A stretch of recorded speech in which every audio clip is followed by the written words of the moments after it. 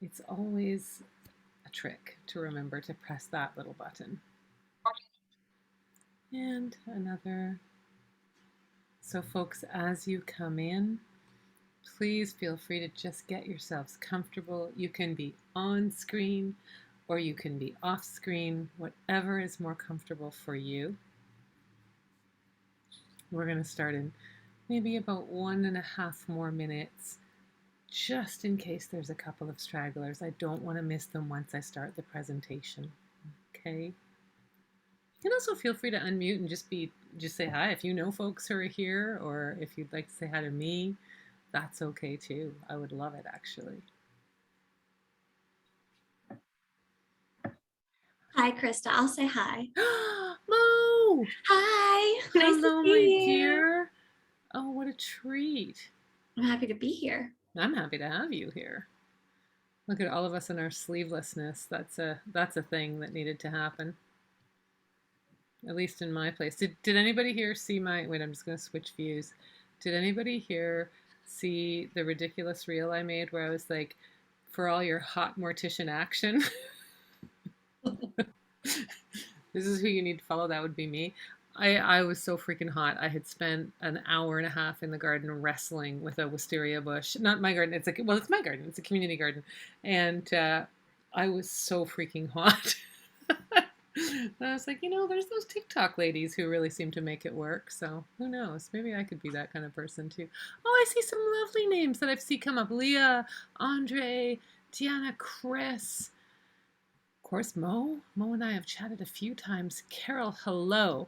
Kim, I know, is off screen because she's driving at the moment.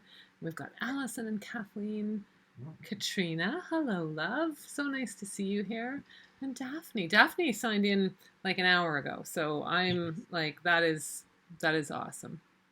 All right, I'm going to get going, and if I need to break a little bit to let other folks in, I'm going to do that, okay?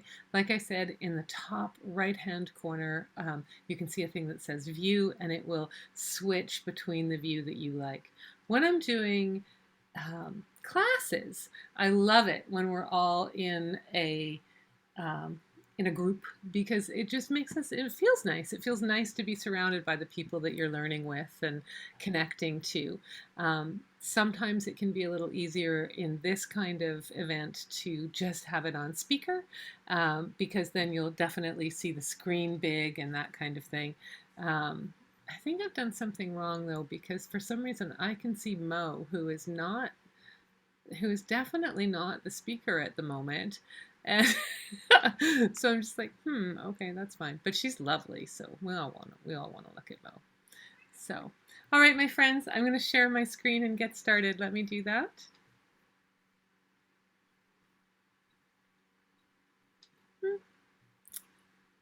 Here we go. That's what I need to do. All right, great. So, hi. I am, oh, sorry, friends. There's one little thing that is not quite working on my end that I tested 5 ways to Friday before we started this, but look at me. So I'm just going to stop for one more second. My apologies. Promise we'll get going ASAP. There's the audience window. Where is my speaker notes?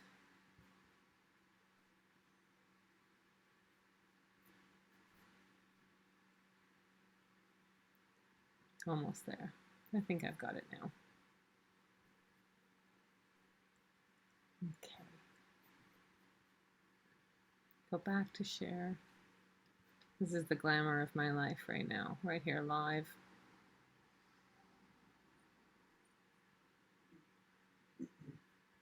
Great.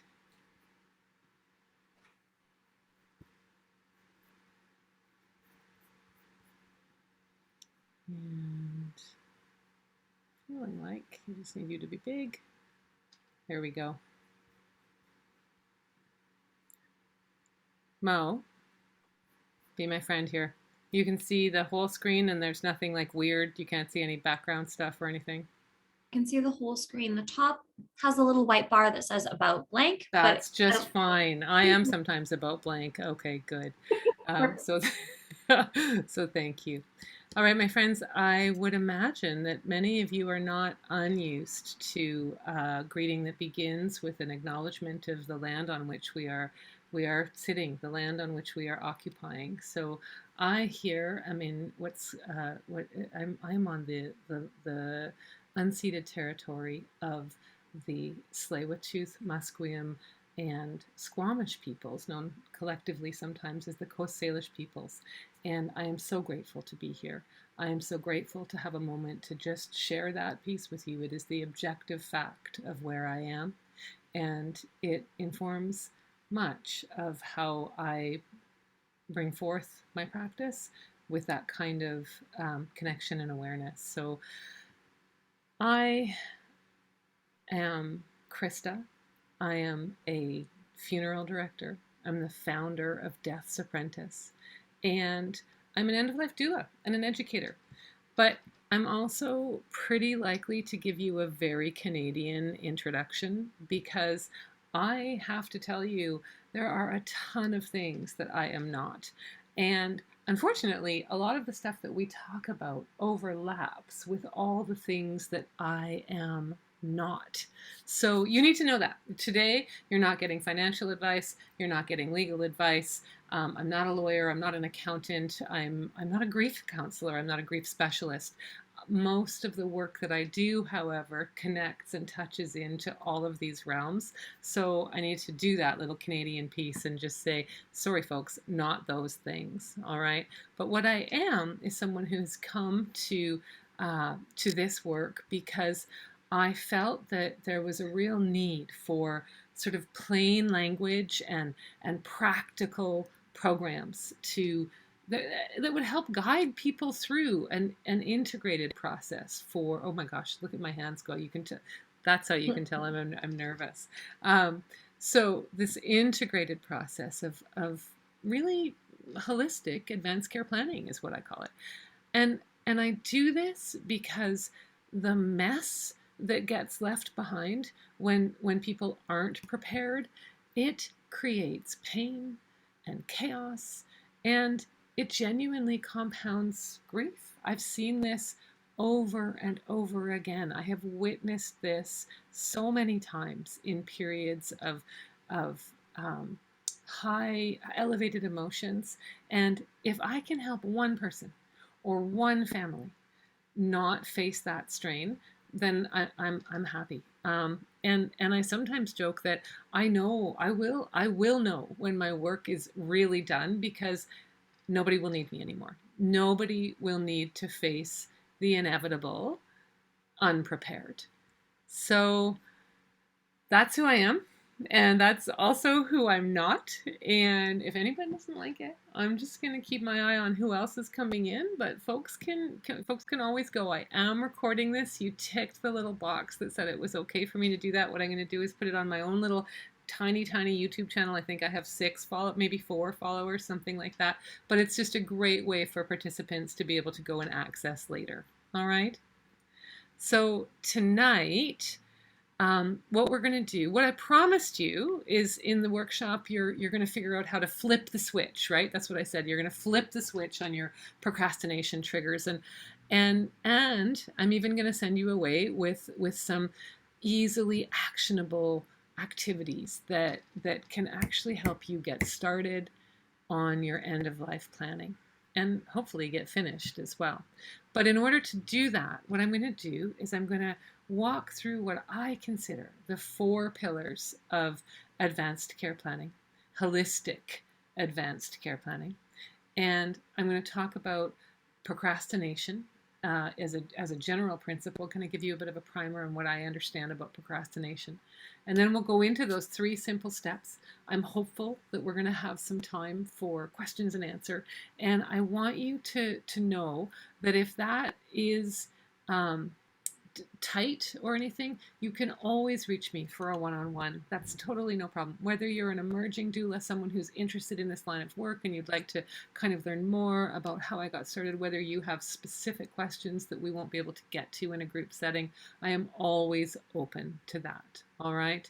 And in the thing that I send out at the end, there will be a link where you can do that booking. I actually noticed that I have a few people booked in who are already on this call. So you are ahead of the curve. That's kind of my goal, that you're going to stay ahead of the curve.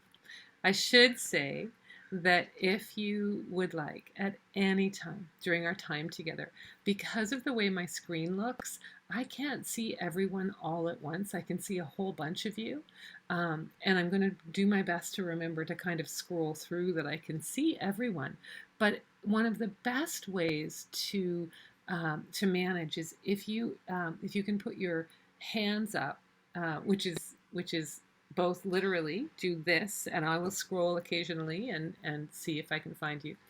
Unmute and say, whoa, whoa, Christa, you really went too fast there. I need you to come back to me and deal with this particular thing. Or you can use the reactions button down at the bottom. And I think that pops you to the top of this little list of people that I can see over here. And I'll be able to know that you have something. If you've done all the polite things and I'm not responding to you, it's not because I'm impolite. It's because I have absolutely not seen it. So just open up your mic and say what you need to say. Okay, ask what you need to ask. You can also, in some cases, oh, you're about to meet my cat.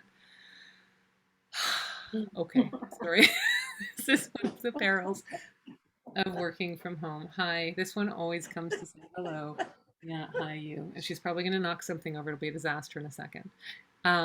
So if you have a question that I know I will be addressing, I will probably just say that to you. I'll probably just say, oh, I'm going to get to that in a second. And if not, I'll get to it right as soon as I can.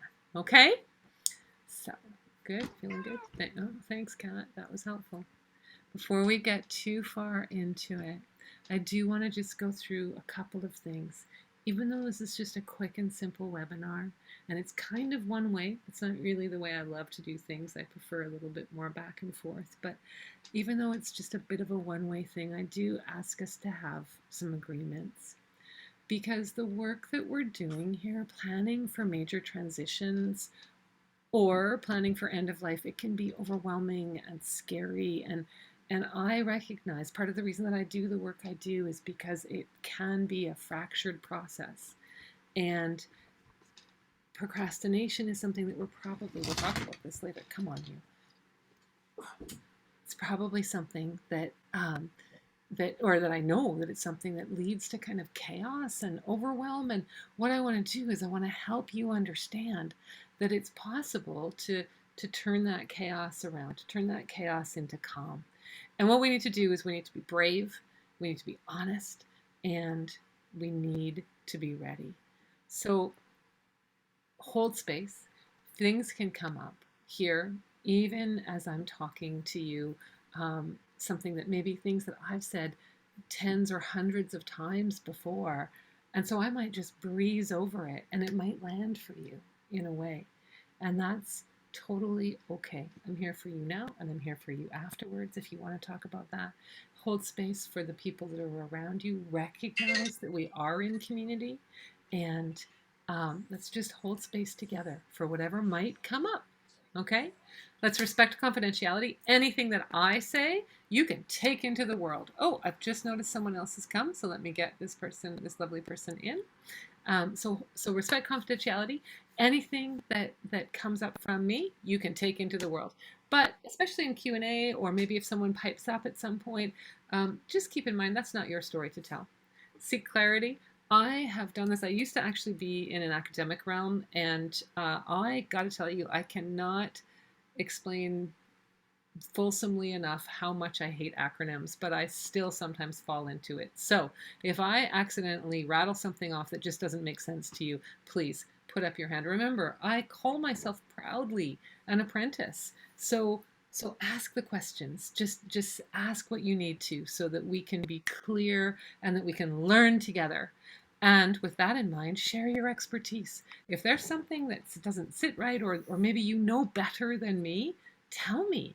And strive for self-awareness. If you are taking up, if you are very, very quiet and you know that you're not going to get your question answered because that's your default mode, you couldn't be in a safer place.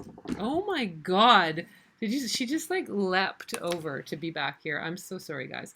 Um, so, and if you're kind of the loud person in the room and you love to, let's just all strive for self-awareness here. And no matter what, take care of yourself. Disappear. It's a hot night. If you need to get some water, if you need to run off and answer the door, something like that, do anything that you need to do. All right. So these are kind of meaningful agreements for me. And in most of the spaces that I work in, online or in person, this is the kind of thing that I'll go through. So I hope you'll be in agreement with me by your continued presence here. That's what I'm going to just assume is going to happen. Okay. So now we'll get into the meat of why you came. The 4 pillars of holistic advanced care planning are interconnected. They work together in a way that isn't very commonly understood. And this is core to the work that I do. And I really need people to understand it. So we're going to go through in a fair bit of detail about the legal, administrative, and financial piece, the medical and philosophical, disposition and funeral planning or ceremony planning, and then what I like to call the most important paperwork, the legacy, the emotional legacy work. All right, these are all interconnected, and hopefully you'll see why when I go through it. So, in the 4 pillars, people are often looking for a checklist. And I think this is the reason why. This legal, administrative, financial documentation, this is why people think that this work can just be a series of boxes that you tick off or things that you get signed in front of your lawyer. There are a couple of documents. Actually, I know that I don't have everyone on, I don't have everyone here, but I would love to see, just with for people who are here, show of hands, who has a will here? Okay, looking not bad, but probably not too far off the stats. All right, so thanks. I won't make people do that again. Sorry, my loves. There are some really important documents that are basic to the holistic, to any form of advanced care planning, holistic or otherwise. And where I like to start is with the legal, administrative, the financial documentation. It's box ticky. It helps people feel like they've done stuff. They can kind of move through it. There's a whole bunch of ways that we can approach it, so it can be quite accessible, or you could find some fancy lawyer on Howe Street, right, and pay thousands of dollars for this kind of work. But here's the thing. In Canada, even our most basic work, the will, only 40% of Canadians have a will. And of those 40%, I think the stats are, it's somewhere around 10% of that 40%. So figure that math, right? Actually have an up-to-date will. Okay. Now, I'm a funeral director. I'm not supposed to have favorites, right? But I really do. When we don't have a will in place, what happens is any decision making that needs to take place on behalf of the person who has died is immediately in question. And for some folks who think of themselves as quite modest and have only, very small estates and that kind of thing, that might not seem like such a big deal. But remember, one of the first questions that will need to be asked is who is in charge of even making the decisions around what to do with the dead person. See how we're already interconnected? We are already interconnected with that other pillar. If we don't have a will, that question can leave people in a morgue, and I have seen this with my own eyes. This is a huge part of why I am in this business. People can lay in morgues, in public morgues. These are not places you would ever like to be for weeks or longer. It's a terrible thing to do to anyone. yes, there's a very, and I'll go into it a little bit later, there's a very distinct level of who can control what, and it's all laid out for you. But if there's anything that can mess with that system, everything will grind to a halt. And this is terrible. So who looks after you once you're dead, right? That's what we need to do with the will. But some tiny, tiny percentage of us actually even have one of those in place. In Canada, in British Columbia, actually, I'll say in Canada. In Canada, we have different names for almost all of the documents that I'm going to talk about, but the one document that we have in common is the will. The next thing that we have here in BC that's super important is who looks after you legally and financially? Who will help answer questions for you legally and financially if you become either temporarily or for a longer period of time or forever incapacitated? Well, that's the person who's named as your enduring power of attorney. This is a super simple document to create. And again, we have options. We can do it really cheap, or we can go to those house street lawyers, and boy, goodness, we can cross all the T's and dot all the I's, right? The enduring POA will come into effect when we become incapacitated, and only during the period that we're incapacitated. So it's a really big document, but it's a little bit scary, but here, that's the safety check for us, all right? And then we have the medical power of attorney. In Canada, this is called all sorts of different things. So here in BC, we call it a representation agreement, Section 9. And this will allow people to speak on our behalf when we become medically, when we have medical decisions that need to be made, or decisions about where we might live, all right? These three documents, they all relate to each other, and they all relate to the other pillars of what I'm about to talk to you about. And that's why I'm always on this big kind of bug about how we can't really do this as a checklist. We can check the boxes individually, but we're going to always need to be looking at these other things. So why not just accept that and pull it all back together and do it in a holistic fashion, all right? So then, after legal, administrative, and financial, I hope this picture doesn't make anybody cringe too badly, but I have actually used this visual intentionally. Here in BC, again, our agreement is called a representation agreement, and it's a specific, there's two, and so the one that you want is called the representation agreement, Section 9. It's hugely important, but for some reason, they either have, when they're written, especially written by lawyers without a planner in place, they either have no instructions included in them, or they have instructions that are just about this, what people will often cavalierly joke about, pulling the plug. We only have instruction about the absolute and certain end of life. And I'm here to tell you, friends, there's so much that could happen that is not that. And if we don't do this work properly, if we don't do the medical and philosophical decision making properly, then when we do the legal, administrative, and financial pillar, we could write it incorrectly. We could leave out whole big scenarios that we don't want to leave out. So this is a further indication of just how interconnected this is. All right.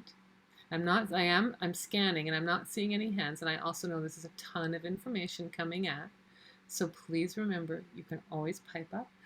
We have time after at the end for questions, and you can always book time just one-on-one with me to get your specific. Yes, I do see you. Unmute. Go ahead, my love. Who was that?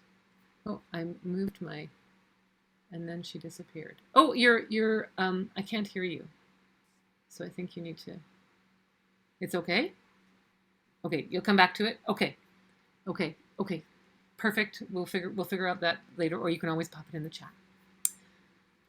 The next pillar, again, we're not supposed to have favorites, right? But I'm a funeral director, so I do disposition, funeral, or we can just call it ceremony if we don't like that word funeral. In Canada, And specifically in British Columbia, our disposition choices are really limited.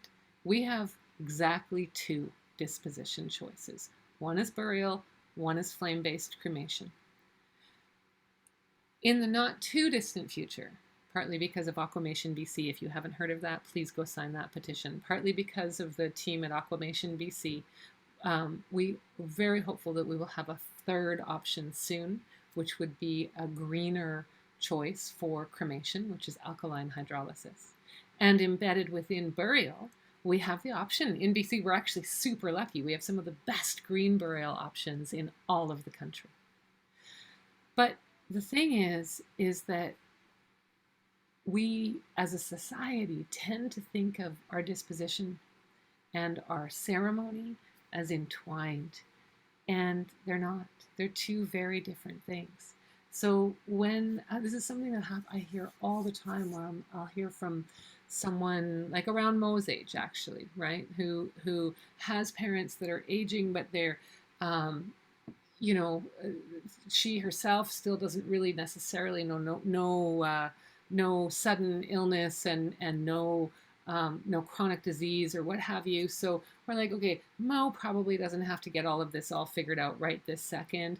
Aging parents, but maybe not parents that are in a big problem. And by the way, Dad, sorry, I'm just picking on you, Mo, because I love you. But you know, it'll be like, oh, Mom's always told me that she wants to be cremated, right?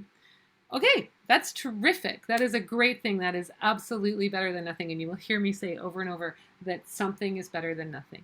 But after you make that choice, there are approximately 37,000 other choices that will need to be made. And unless you've gone through it a few times, unless you're a professional like me who literally does this for a living, you might be horrified by the amount of choices that are thrust upon you in a period of chaos and absolute upside downedness, if that's a word that I can use. And that's just for disposition, where we really genuinely in British Columbia and most of Canada, frankly, only have two options. So you have two options on the surface, but 37,000 other options. Then you look at ceremony. The options for ceremony, completely unlimited. And this is something that we have so much control over. But none of these decisions should be made while you are grieving, all right? And remember what I said at the beginning about how interconnected everything is. If we don't have a will, then the person who has the authority for making arrangements for the disposition of human remains, it goes in this order, all right? And like I've pretty much got this tattooed. It's how I passed funeral school. You know, I could like look down at the upper part of my knee here because I had to rattle this off all the time here. But it is the personal representative who's named in the will, so that's the executor. And then if that person doesn't exist, the spouse of the deceased, if the spouse was living with the deceased, all right, or a common law spouse, all right, and then an adult child, then a parent, then a guardian, then an adult grandchild, an adult brother or sister, doesn't matter which order, doesn't matter who's older, an adult next of kin, and then we start defaulting to the public trustee or the minister. So there will the ministry that's connected to. They're called different things in different parts of the country, but essentially social services and housing and poverty reduction and that kind of thing. So depending on if you're the kind of person who has an estate that's worth a certain amount of money, or if you're the kind of person who has an estate that's worth less than that certain amount of money, it will be either the public guardian or the minister who ultimately has responsibility for executing the decisions around your disposition. That's if you don't have a will. Imagine how complex it can get if you don't have a will and you haven't named an executor, and you have a personal situation where maybe there's multiple ex-wives, or maybe you just have a really big family and nobody really knew what you wanted, and so there's like strife and whatnot. this just happened today, and I was actually kind of tickled that it did.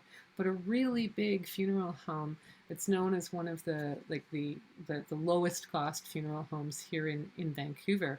Um, it prides itself on quote easy service, and it's been fined in the tens of thousands of dollars because they were not taking authority in the order of who controls disposition.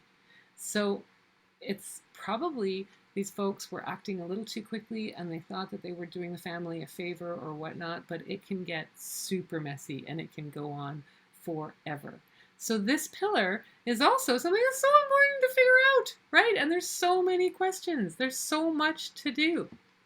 But finally, we get to the most important paperwork, what I lovingly call the most important paperwork.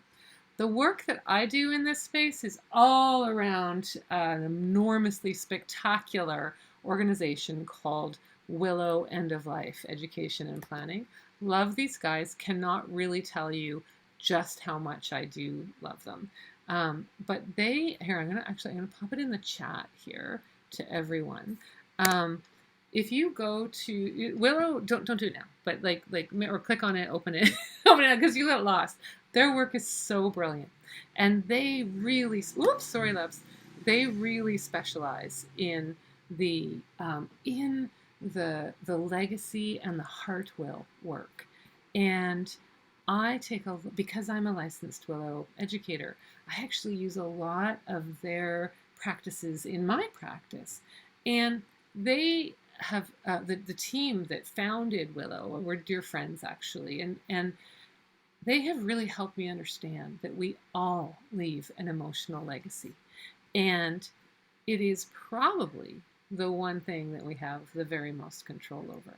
It's also something that's really important to think about when we're doing this holistic, integrated planning work. And it's difficult work, but there are some simple tools that we can use to help us with this work. And that link that I just popped in the chat, there's the 5-minute love letter, there's ways to stop procrastinating, there's tools to have healthy conversations about this exact topic.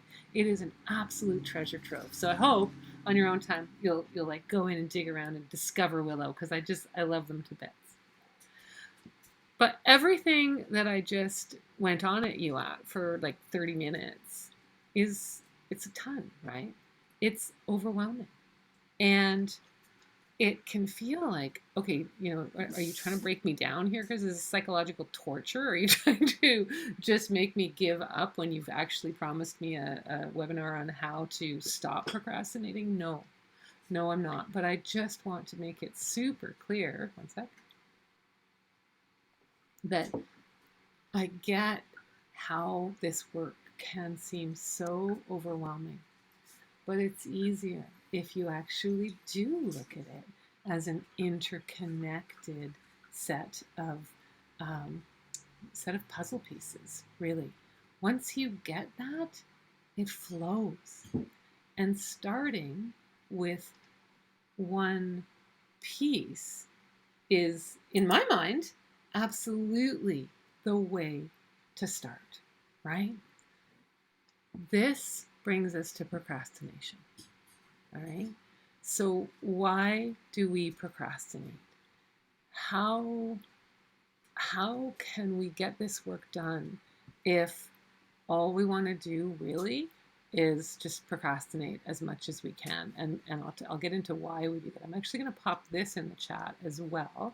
I hope this link is not a ridiculous one, but there we go. It's long, but anyway, you should be able to just click through. And that was this amazing article, pre-pandemic actually, about, and it kept coming up on my Facebook feed. I don't know what that tells you about me, but it kept coming back all through the pandemic about procrastination. It definitely tells you something. But you know what? This ostrich that I put on this thing, it's a myth, right? Ostriches do not put their head in the sand. But there is nothing but truth in the fact that most folks would rather like skewer themselves with hot pokers or do virtually anything that you can imagine, then get this work done, right? What is up with that? Why do we hate this so much, right? Even people who have already experienced the negative sides of what can happen when you don't have this work in place, even those people will procrastinate with this work. So that article that I put in there earlier, there's actually this beautiful quote that I'm going to read to you. There's a gentleman, Dr. Brewer. He says, our brains are always looking for relative rewards. If we have a habit loop around procrastination, but we haven't found a better reward, our brain is just going to keep doing it over and over and over until we give it something better to do. So he's actually at Brown's University, and he's the director of the Mindfulness Center, which I bet is a very calm place. He goes on to say that to rewire any habit, we have to give our brains a bigger, better offer. In the case of procrastination, we have to find a better reward than avoidance. And this is me talking now. I think the better reward is actually this work. When people engage in an understanding of the reality of their mortality, when they deeply connect with the fact that this work will, as I say, create calm from chaos, there is this incredible reward cycle that gets flipped in our brains. And we can start, I'm going to just tell you straight up, we can start feeling pretty darn smug about what we're up to when we can get this work done in a meaningful way. There's a lot of ways to flip the switch, but the article does not open. You need to have a New York Times. Okay, Kathleen, I thank you for that in the chat. Kathleen's just noticed that it didn't open for her. I must have, when I saw how long it was when I copied it, I was like, that's a bit problematic. So I don't have a New York Times subscription, and I was able to open it. So what I'll do is I will hunt around. I'm going to send some stuff afterwards to the participants and even the folks who weren't able to come tonight. So I'm going to try and get an active link to that for you. The other way to do it is to Google New York Times Procrastination 2019, and you are very likely to have a certain number if you go to it yourself rather than me forwarding it to you before you get that firewall. So that's another way, but I will definitely I'll definitely put that in my link. Okay, so back to where I was, there's a lot of ways to flip the switch, but what I like to do is actually kind of this again, right? The one piece at a time. When I really believe that when we do our own work in this or other realms, but this is the one that I'm most crazy about, we will actually be able to make a huge impact on other folks and in other areas of our lives. Begin with your own work or do your own work, and then begin with intention as you move out into the world. Back a couple of slides ago, I was talking to you about the Willow team, and they have this beautiful coaching tool that's called the Successful. I think this one is one of their free ones too, and it's called the Successful Steps for Successful EOL End of Life Conversations. And I'll give them to you there. It's set your intention and imagine the impact that whatever your intention is will have, and then allow yourself to think through the concerns. Determine your motivation. Is it a positive or a negative motivation? An example of a positive motivation is along the lines of, I want to be sure that when I face transitions of any type in my life, I am secure and able and ready to process what is coming at me. That's a very positive motivation. A negative motivation, it's not a bad, and I don't use these words with judgment, but a negative motivation might be, Hell no, I do not want to leave a mess behind. All right. I have been through this. I have seen the ugliness. I will not be doing that. So that's a negative motivation. I say that without judgment at all. And then just reflect, have the conversation, set out your intention, tell the person your concerns, share your motivations about why you're doing this, have the conversation, and then reflect on what happened.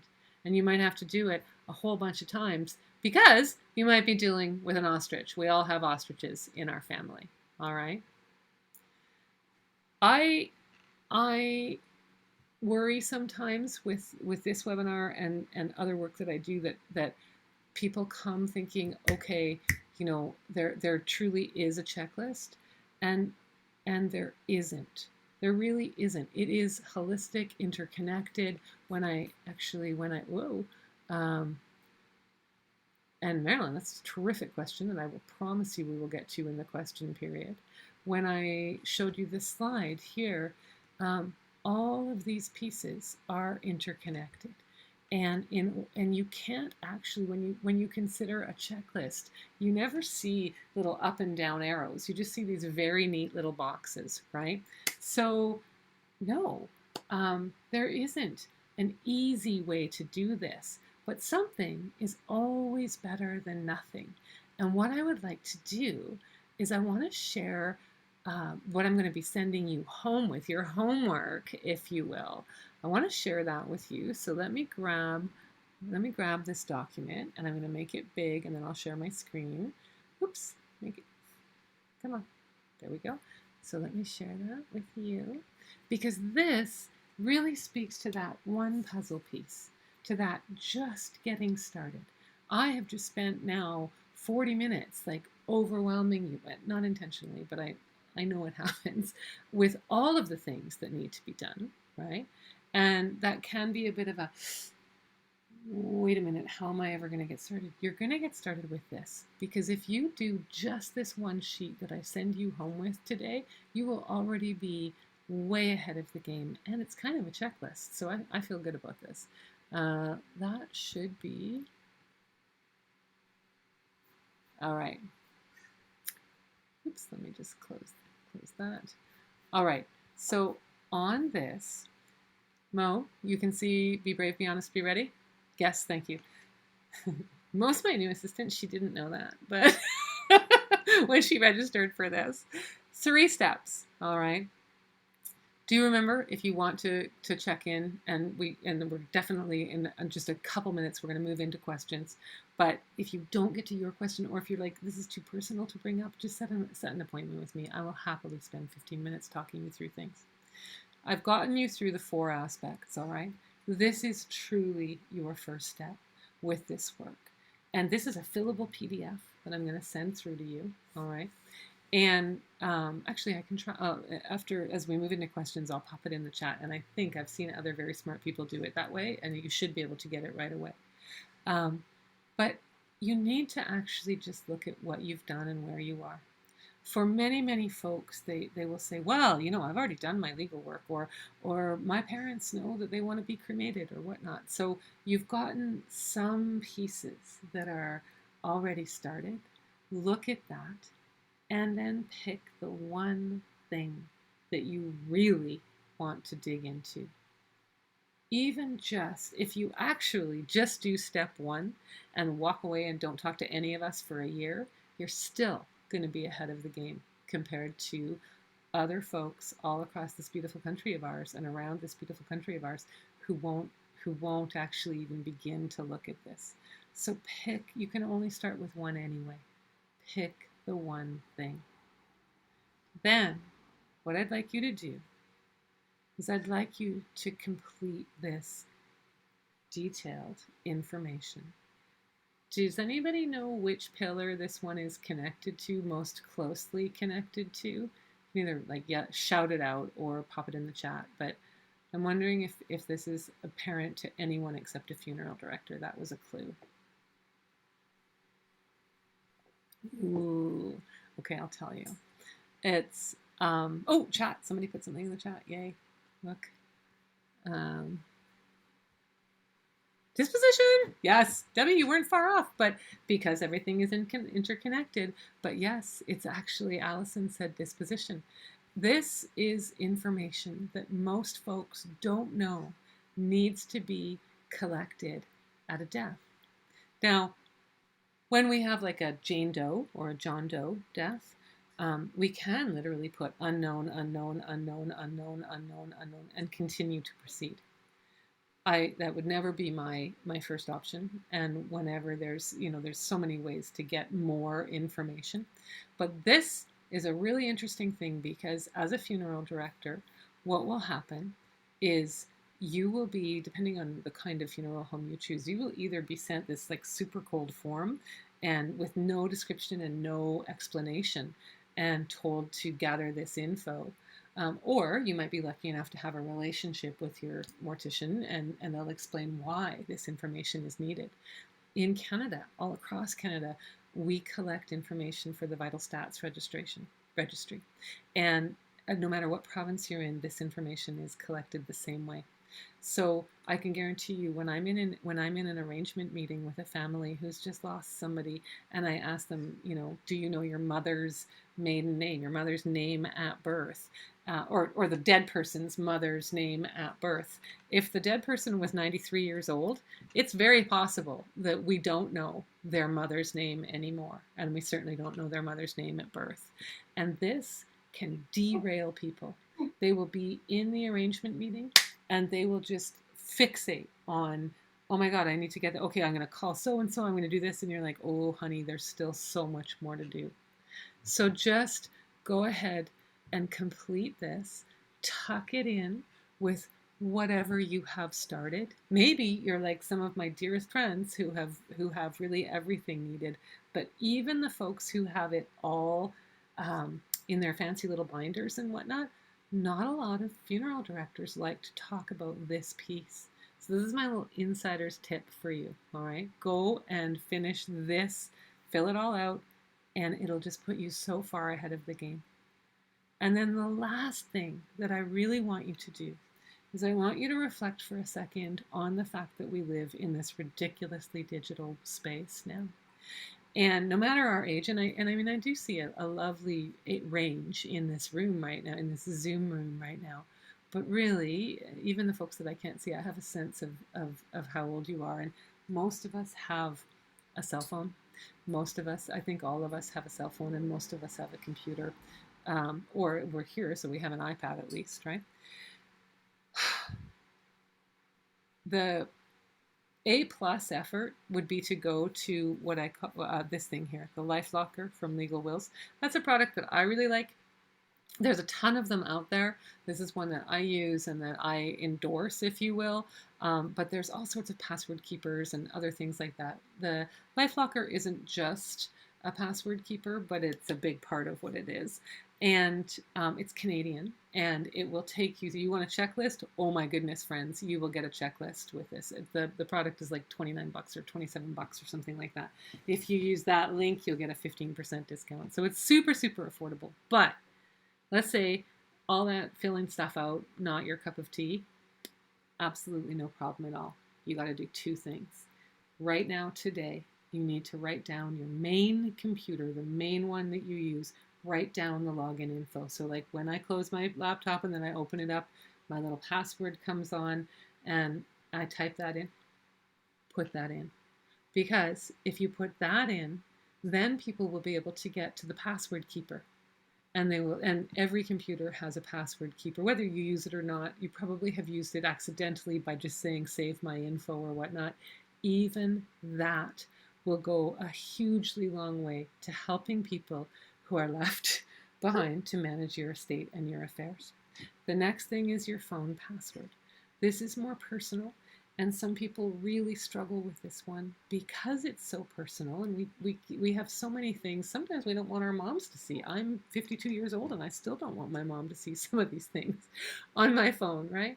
But pop that in there because that is in all likelihood, I don't even have my phone here. Look at me being so good, not being distracted. That is likely where you have a whole bunch of things like photos and these personal things, right? So pop that down. If you just fill out this one sheet, you are already like so far ahead of the game. I will tell you there are other things you can do.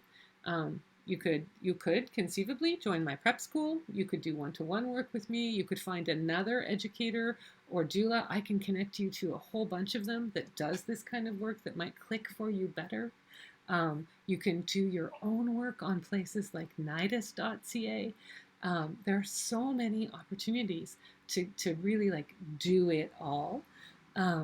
But something is better than nothing. So I'm going to stop this share. You're going to get that sheet, and I'm going to just flip us back into gallery view now. There we go. Oh, I love seeing everybody all around us. And something is better than nothing. So start with that, and we've got 10 minutes to go to questions. And I know was it Marilyn who had a question earlier? Yes, and you did. Is that the same question that you put in the chat? Yes. Oh, good. Oh, but now you're live. Okay, yay. So the first question tonight, is there any difficulty with the person you choose for the enduring power of attorney and representation agreement if they don't live in Canada? And that is such a terrific question. And I don't mean to be all ass covering and everything, but I am just going to remind you, not a lawyer, right? So this isn't advice. This is just my experience. Yes. Yes, there is. There's two significant problems with choosing someone who's not in Canada. One is time zones, right? Think for a moment about when we need to enact this paperwork. Something has happened. We're often having a very bad day when we need to pull an EPOA or a representation agreement into activation. So the time difference and how long it might take someone to get to you can be a real problem, a real detriment. The other problem is that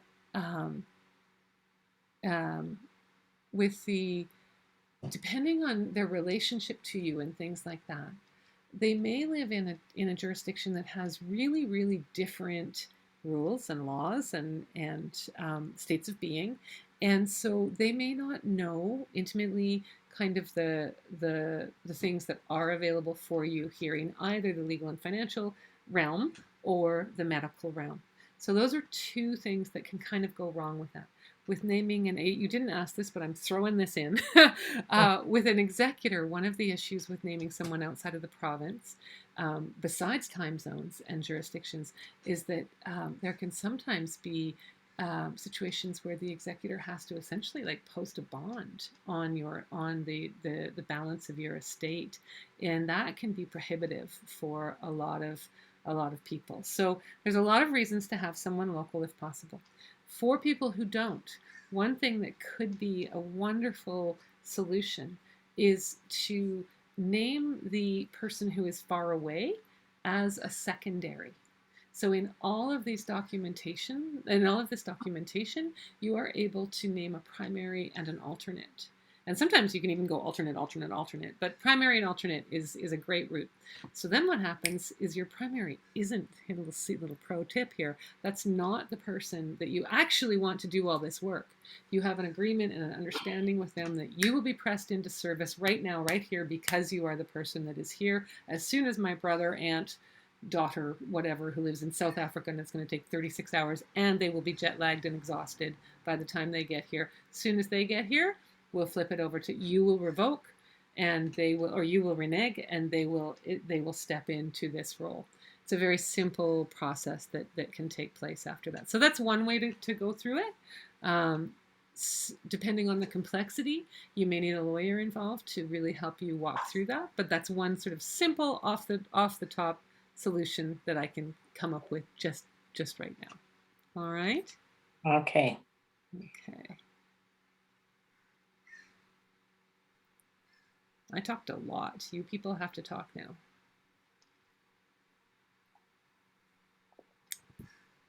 Kathleen. Take yourself off mute. There we go. So I have a question kind of like that one, but actually I just redid all my stuff. My son just turned 18, so I had my 3 kids with me for the first time in a year last on Monday, and we redid all my stuff. But my question is, if I'm traveling, my kids are here in Alberta. If I'm traveling in another province or country, say, do those documents are they still effective? If your primary residence is here, yes. If you are moving, relocating, no, you'll have to do all that. Right. Also, are the documents effective? A medical representation agreement, and you're in Thailand or something like that.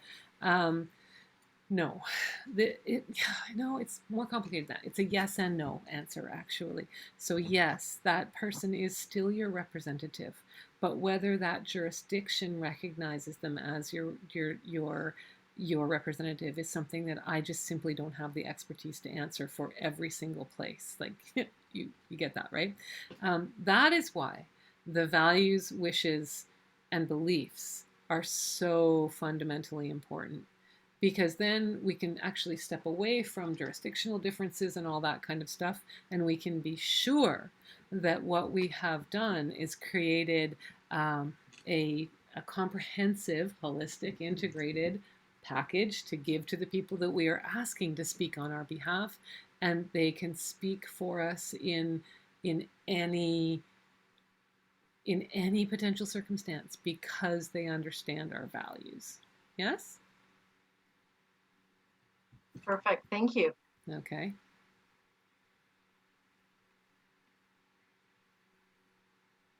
Yes, again, Marilyn. You were saying that there's many avenues to work through this. Are you going to be sending us any kind of links or recommendations or information about? I mean, I had all of this with my mom, who died at 99. So I know all about it, and I do have my will up to date. Yay! But I don't have it for myself, of course. Yes. Because I had it for my mother. Is there, and I went through a lawyer to do it all. Is there any other avenue? So I really try and avoid the selling and these things. But I'm going to be honest with you. An educator or a doula like myself, a guide who offers this kind of, people will have their own particular programs, but yes, the downside of doing it with just doing it with a lawyer is that they are not guides about values and beliefs and wishes, and they will not take the time to go through that pillar, those parts of the pillars with you. They will really take a checklist, sign here, sign here, sign here. And in most cases, you will need to direct them to tell, they will simply take notes for you. They will simply they will just legalize whatever you say. If you don't know what to say, then that can be difficult. So again, really saved it for the last minute. My prep school, one-to-one work with me, other doulas that I would be so happy to introduce you to. And yes, absolutely. If you book a short appointment with you, I can show you all the free resources. There are tons of free resources. And if you're the kind of person who can wade through that, go for it, because they're good. They're good. But some people need folks like me to, to give a little hand. We are absolutely right at 8 o'clock. I am going to stay for another 10 minutes for anyone who might have questions, but I want to, or just they just want to like unmute and be noisy and have a party together. That's totally good too. But I would so genuinely like to thank you. This hour that you spent with me, I talk too much. I try so hard to rein that in, but I just get so excited about all the stuff that I have to talk to you about. I'm going to send out both the recording and this little one-pager. Do it, put it in with whatever you've started with. And you're already, and you, Marilyn, that and the will, well, my goodness, you're already like 4% of Canadians have this, right? So you're in great shape. I'm so grateful that you spent this beautiful hot night with me. You can leave with no problem at all, or if anybody wants to hang out and chat for a little bit, we can do that too. Thank you times 1,000,000 for coming tonight. and I'll just wait for a moment and see who stays and who goes. This is even better than CBC because I get to see you. Oh, hey, I'm on Sunday. I know. So Sunday is going to be a nice one on me learning to swim as an adult. So it has to do with death too. So, oh, goodbye, my loves. You're so welcome for all. This is literally what I'm here for. So thank you for spending this time with me. So what I'm gathering from, I hate to dominate, but what I'm gathering from tonight's information is that when we progress with this, if we run into problems, you're a resource person. Is that what I was getting? You are a resource person? I am a resource person. No, Yeah. There's a number of Good night, Chris. There's a number of resources that are already available on my website. If you Google things like advanced care planning Canada, for example, that will send you to a lot of other resources. And yes, I am a guide, resource person, educator, however you like to say it. Good. This has been wonderful. Thank you. I'm so glad you enjoyed it, Marilyn. Thank you for coming. But I have to go cool off. I know, I do too. I know. Go to it. Oh, my other loves up in the corner. Look at Andre. We're curly haired sisters. So I think that how are you doing in this heat with Right. it's just like nothing but sweat back here. I was going to say, Christa, I listened to one of your talks with Cheryl McKay on CBC, and it was so beautiful. I don't even remember what the subject exactly was, but it was just so good. I just think you have a good rapport with her. It's just really good. I love hanging out with her. I bet.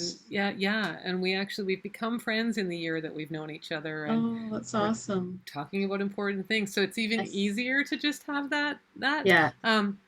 That part of my website right there, the /NXNW, that'll take you to all of them. Okay. Good. And then they're only 15 minutes. So and they're all titled, so you can see. Oh, I'm really into that. I should go have a listen to that. Yeah. Good. Thank you for that. It's so nice to be friends with people. Yeah. No, I really enjoy it. Yeah, it's been really good. So thank you very much. This was awesome. Welcome. Thank you for all of that. You're so welcome. Good night. Good night, everybody. Good night. Oh, there's Kim. Hi. I just arrived home after the whole time I was in my car listening, and it was so interesting. And just hearing as you began about the will, the representation agreement, and the power of attorney. It just all kind of gelled because we went through that with my parents. Well, they had already done it previously, but with my dad having moderate dementia and having to go into a care home a year ago, all of that, of course, became activated, and having had that done previously made it so much easier. So, when you said it's not always, at the time of death that, these things are needed, and or you didn't say in those words, but you said, something that made me realize that people often will put, that's right. People will put things that are just about when death is near and certain instead of. We don't know when we're going to become incapacitated for some reason, right? That's it, right? But I wanted to just say as well that I definitely am going to follow up with you, but I just have a question when it comes to doing a will, because I've already shared with you that we're terrible. We're part of the 60% that doesn't have one. In my case, we have multiple citizenships. Yes. So I'm wondering, could you work, are you going to be able to help us with that, or are we going to need some legal advice? Because I know my brother, who's also a dual citizen, he went through a company that specializes in, wills across Canada, US. In my situation, well, same as my brother's actually, my husband is dual with Brazil. Canada, Brazil, and I'm Canada, US. So what do we have property in Brazil. We don't have property in the US, but I pay taxes, I have to do a tax return to the US. So yeah. You were here right at the beginning where I was like, oh, here's my Canadian introduction. Like it is, I hate to default to this, but my fear is that I could give, it's such complex Yeah. and important information that I could steer you wrong. So what I will say is that in most cases as complex as yours, the very, Mhm. very best thing to do is to find a lawyer. I actually have a suite of people that I can kind Okay. of point you towards and Yeah. whatnot. The more when we add complexities like dual citizenship or ownership overseas and whatnot, we automatically run into higher costs. I'm just going to put that Yeah. out there. Not I from know. me, but from the lawyers. Yeah. Yeah. But Yeah. I'll put I know you're on your phone, but if I pop something in the chat, can you access it? I I'll send don't it to know you by how to do email, that on my Kim. phone. Yeah, I'll that would send be it to you awesome. by Yeah. email. But there's an organization that I'm a really again I'm a fan of. It's actually on my it's on the sheet that I'm going to be sending out to you. It's got such a cheesy name. It's called legalwills.ca.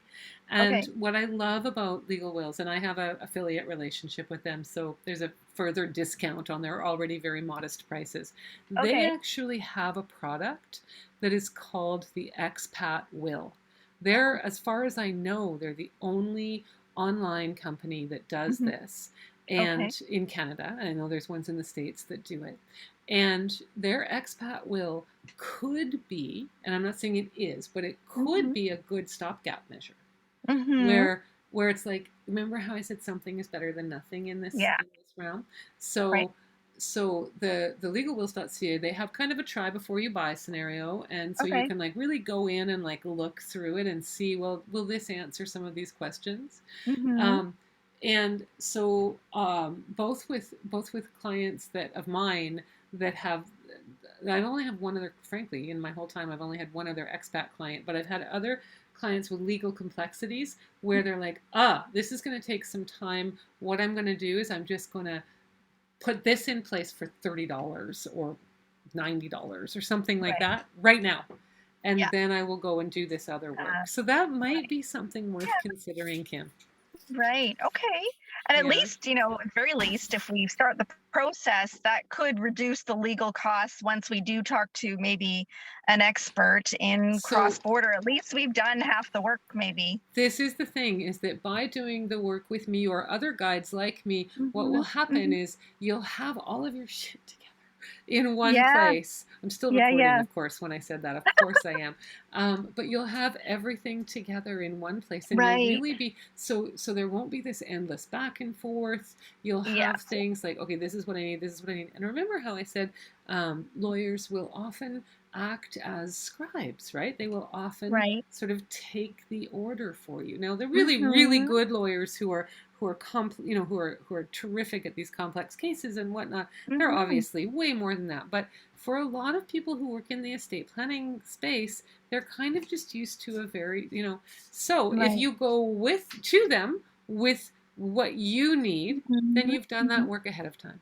Right. And Right. that's things that Yeah. they're not going to be able to charge you for. Yeah. Okay. That makes So, total sense.